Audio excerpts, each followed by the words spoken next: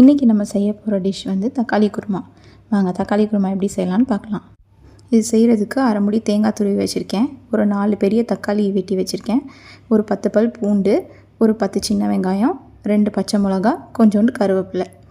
அடுத்து அடுப்பில் ஒரு கடாய் வச்சு நல்லா காஞ்சதும் அரை ஸ்பூன் ஜீரகம், அரை ஸ்பூன் சோம்பு ரெண்டையும் நல்லா வறுத்துருங்க. ரெண்டும் நல்லா வறுத்ததுக்கப்புறம் அதை தனியாக எடுத்து வச்சிடலாம். அடுத்து ஒரு கடாய் வச்சு 2 ஸ்பூன் எண்ணெய் சேர்த்து எண்ணெய் நல்லா காஞ்சதும் நம்ம நறுக்கி வச்சுருந்த தக்காளி அதில் சேர்த்துக்கலாம்.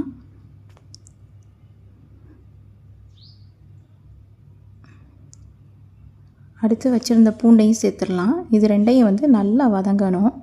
தக்காளி இந்த மாதிரி நல்லா தண்ணி விட்டு நல்லா வதங்கி வந்ததுக்கப்புறம் நம்ம துருவி வச்சுருந்த தேங்காவை வந்து அதில் சேர்த்துக்கலாம். இப்போ இது எல்லாத்தையும் சேர்த்து நல்லா வதக்கி விட்ருங்க.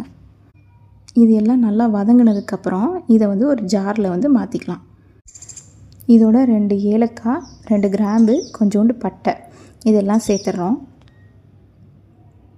அது கூட நம்ம வறுத்து வச்சுருந்த சோம்பு, சீரகம் அதையும் இதோடு சேர்த்து எல்லாத்தையும் ஒன்றா அரைச்சி எடுத்துக்கலாம். எல்லாத்தையும் இந்த மாதிரி நல்லா ஃபைன் பேஸ்ட்டாக அரைச்சி எடுத்துக்கலாம். அதுக்கப்புறம் ஒரு கடாயில் ஒரு 2 ஸ்பூன் எண்ணெய் ஊற்றிக்கோங்க. எண்ணெய் காஞ்சதும் 1 ஸ்பூன் கடுகு நல்லா வெடிக்கணும். கடுகு நல்லா வெடித்ததுக்கப்புறம் அரை ஸ்பூன் சோம்பு அதுவும் நல்லா வறுத்துடணும். அதுக்கப்புறம் கருவேப்பிலை, பச்சை மிளகா, நம்ம நறுக்கி வச்சுருந்த சின்ன வெங்காயம் எல்லாத்தையும் ஒன்றா சேர்த்துடலாம். சேர்த்துட்டு நல்லா வதக்கி விட்டுறணும். வெங்காயம் வந்து நல்லா வதங்கி வரணும்.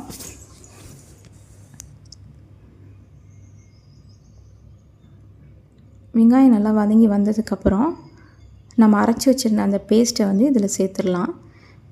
நல்லா ஜாரில் தண்ணி ஊற்றி நல்லா அலசி இதில் ஊற்றிடலாம். இது கொஞ்சம் தண்ணியாக தான் இருக்கணும், அப்போ தான் வத்தி வரையில் நமக்கு கரெக்டாக இருக்கும். அடுத்து ஒரு 1/4 ஸ்பூன் மஞ்சத்தூள், ஒரு 3/4 ஸ்பூன் மிளகாப்பொடி, காரம் அதிகமாக வேணும்னா 1 ஸ்பூனாக சேர்த்துக்கலாம். சேர்த்துட்டு இந்த மாதிரி நல்லா கலக்கி விட்டுடலாம். அதுக்கப்புறம் 1 ஸ்பூன் மல்லிப்பொடி அதையும் சேர்த்துக்கலாம். அடுத்து தேவையான அளவு உப்பு சேர்த்துக்கலாம். இப்போ எல்லாத்தையும் சேர்த்து நல்லா கலக்கி விட்டுட்டு இன்னும் கொஞ்சம் தண்ணி, எவ்வளோ தண்ணி தேவையோ அதையும் ஆட் பண்ணிக்கலாம். கொஞ்சம் தண்ணியாக தான் இருக்கணும். அதுக்கப்புறம் நல்லா மூடி வச்சிடலாம். கொஞ்சம் ஒரு 10 நிமிஷத்துலேருந்து 1/4 மணி நேரம் கழித்து திறந்து பார்த்தோன்னா குழம்பு இந்த மாதிரி கொதித்து நல்லா எண்ணெய் பிரிஞ்சு வந்திருக்கும். இந்த ஸ்டேஜில் வந்து நம்ம குழம்பு ஆஃப் பண்ணிடலாம். உங்களுக்கு இன்னும் கூட கெட்டியாக வேணும்னா இன்னும் கொஞ்சம் நேரம் வச்சுக்கலாம். அவ்வளோதாங்க, முடிஞ்சிச்சு. இதை நல்லா சாதத்தில் ஊற்றி சாப்பிட்டா அவ்வளோ டேஸ்ட்டாக இருக்கும்.